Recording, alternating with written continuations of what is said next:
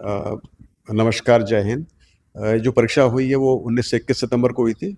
उसमें 21.17 लाख अभ्यर्थियों ने हिस्सा लिया, जो कि लगभग 86% अटेंडेंस थी। बहुत ही संतोषजनक थी। 6 पारियों में परीक्षा हुई थी और खुशी की बात है ये परीक्षा बिल्कुल शांतिपूर्ण संपन्न हो गई। छुटपुट कुछ इश्यूज़ थे, जैसे किसी ने प्रयास किया डमी आने का या कहीं और डमी बैठा हुआ था, या कुछ चेहरों का मिलान का इश्यू था। कोई एक बच्चे के पास स्मार्ट वॉच मिली थी। ऐसे करके छुट-पुट थी, लेकिन ज़्यादा कोई इश्यू नहीं था और मुझे बहुत खुशी है कि सब कुछ ठीक हो पाया और इसका जो सब श्रेय जाता है वो 38 जिला प्रशासन को जाता है, जिन्होंने परीक्षा अच्छे से करवाई, शांतिपूर्वक करवाई, और साथ-साथ में कैंडिडेट्स को भी, जिन्होंने बहुत ही धैर्य से अपने परीक्षा दी और जो कुछ कमियाँ थी उनको भी उन्होंने ओवरलुक किया, नज़रअंदाज किया और शांतिपूर्ण तरह से परीक्षा दी। तो ये एक टीम एफर्ट था, जिसके के अंदर कर्मचारी चयन बोर्ड, जिला प्रशासन और कैंडिडेट्स सबने मिलजुल कर कार्रवाई की और खुशी की बात है सब कुछ ठीक हो गया। सर 6 पारियों में परीक्षा का आयोजन हुआ है, किस तरह से परिणाम तैयार होगा? अब चूँकि ये परीक्षा 6 पारी में हुई है तो नेचुरली इसमें नॉर्मलाइज़ेशन करना पड़ेगा और जैसा आप सबको मालूम है कि नॉर्मलाइज़ेशन के लिए हमने नया फ़ॉर्मूला इस्तेमाल कर रहे हैं, जो कि हमने जेल प्रहरी परीक्षा से शुरू कर दिया था।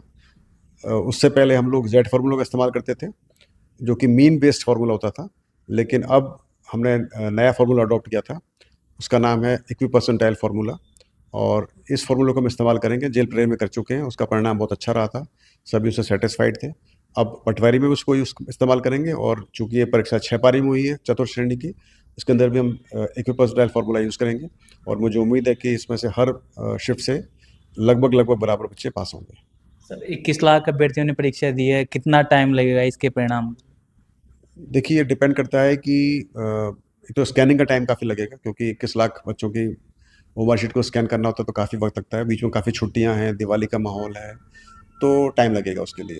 दूसरी बात है कि चूंकि 6 पारियों की परीक्षा, तो 6 पेपर की वैलिडेट करना, उसकी जांच करना, उसको निकालना और फिर उसके ऊपर ऑब्जेक्शन करना, ऑब्जेक्शंस इनवाइट करना। अब डिपेंड करता है कितने ऑब्जेक्शंस आते हैं, कितने क्वेश्चंस पे ऑब्जेक्शन आते हैं। यदि ज़्यादा नहीं होंगे तो टाइम टाइम कम लगेगा, ज़्यादा होंगे तो टाइम ज़्यादा लगेगा। बाकी पूरा प्रोसीजर, चाहे परीक्षा 100 बच्चे हम करें, चाहे इसमें 1 लाख बच्चे हों, पूरा प्रोसेस वही होता है परिणाम निकालने का। तो सिर्फ जो टाइम ज़्यादा लगता है वो लगता है या तो स्कैनिंग के अंदर, या फिर क्वेश्चंस पे कितने ऑब्जेक्शन लगते हैं उसके ऊपर। तो उस पर डिपेंड करेगा कि कब तक हम इसको कर पाएंगे। हमारा वैसे प्रयास दिवाली से पहले करने का था या है अभी भी, लेकिन डिपेंड करता है कितने ऑब्जेक्शन आते हैं और क्या रहता है। सर आने वाले समय में रेट शिक्षक भर्ती का विज्ञापन बोर्ड जारी करेगा, उसकी परीक्षा जनवरी में प्रस्तावित है, कब तक जारी हो सकता है सर? वो जारी करने का प्रयास चल रहा है। अभी उसके अंदर उसमें कुछ इश्यूज थे, खास करके एक्स सर्विसमैन के पदों के लेकर, बैकलॉग पदों को लेकर, तो उस पर कार्रवाई चल रही है। तो जैसे ही वो उसकी अर्थना पूरी तरह से हमारे पास तैयार हो जाती है, मिल जाती है, तो फिर हम उसका विज्ञापन जारी कर सकते हैं। सर क्या तय समय पर होगी परीक्षा?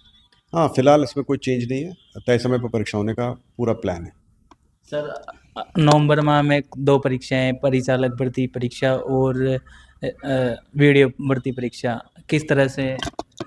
वीडियो परीक्षा 2 नवंबर को है, उसमें लगभग 5.5 लाख अभ्यर्थी हिस्सा ले रहे हैं और हमारा प्लान इसको एक शिफ्ट में कराने का है और 38 जिलों में परीक्षा होगी, तो उसकी तैयारी चल रही है।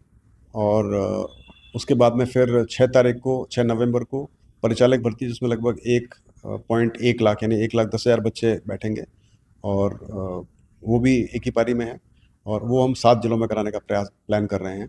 तो उनकी तैयारी चल रही है और वो सब कुछ रेडी है, टाइम से परीक्षा होगी, कोई चेंज नहीं होगा।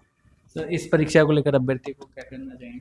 इन परीक्षाओं को लेकर कहना चाहूँगा कि आप सब देख चुके हैं, जैसे अभी आज न्यूज़पेपर में पढ़ा था हमने कि एक कैंडिडेट, एक टीचर जो पिछले 28 साल से वो सर्विस में था, उसको रिटायरमेंट के सिर्फ 7 दिन पहले उसको अभी निलंबित किया गया है, क्योंकि उसने एक फर्जी बीएड डिग्री लगाई थी जो पकड़ी गई। तो आपके माध्यम से बोलना चाहूँगा कि आप तैयारी करें, अपने खुद की मेहनत पर भरोसा रखें और आपके पास यदि पात्रता की शर्तें पूरी करें तभी आप परीक्षा में बैठें। यदि आप पात्रता की शर्त पूरी नहीं कर रहे हैं, आपने कोई फर्जीवाड़ा करने की प्रयास किया है, गलत कैटेगरी में बैठने का प्रयास कर रहे हैं, तो आप पकड़े जाएंगे और आपको नुकसान होगा।